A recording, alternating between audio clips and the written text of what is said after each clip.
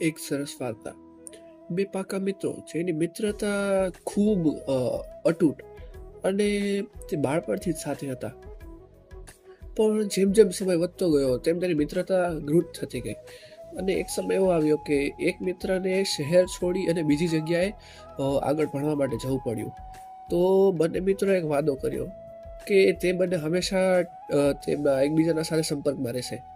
પણ થયું એવું કે કારણોસર સંપર્ક ધીમે ધીમે ઓછો થતો ગયો. બંને મિત્રો જાણતા હતા કે હવે ધીમે ધીમે મિત્રતા દૂર જતી રહી છે. પણ તોય તે એકબીજાને મન થાય ત્યારે ફોન કરતા અને એકબીજાને ખબર પૂછતા રહેતા. આમ કરીને 6 થી 7 વર્ષ વયા ગયા. હવે તો ખાલી મિત્રતાના નામ ઉપર ખાલી એક ફોન આવતો કે હેપી બર્થડેનો. બસ આ વસ્તુ તે બે વચ્ચે રહી.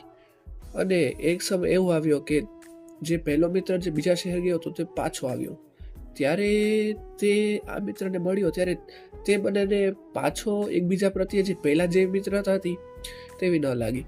તો બંને વાતો કરતા કરતા બોલે છે કે તે જ્યારથી શહેર મૂક્યું ત્યારથી તે આપણી મિત્રતા પણ આયા જ મૂકી દીધી. પછી અંતે તે બંને ખુશ થાય કે આજે આપણે પાછા ભેગા થયા અને રડવા લાગે છે અને પાછા પોતાના જૂના દિવસો યાદ કરતા કરતા બસ વાતોમાં વિલીન થઈ જાય છે. જો તમને આ વાત ગમી હોય તો લાઈક, શેર, સબસ્ક્રાઇબ કરવાનું ભૂલશો નહીં. Thank you.